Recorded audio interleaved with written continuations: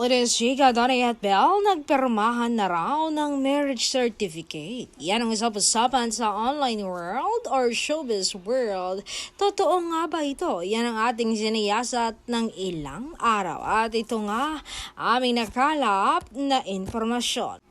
Wala pa daw namang nangyayaring pirmahan ng marriage certificate. Pero may good news, kahit wala pang kasalan o nangyaring pirmahan, pero malapit na raw dahil patanong-tanong na ang sikat na aktor na si Donnie sa magandang lugar o venue para sa isang special event ng buhay niya at ng kanyang girlfriend.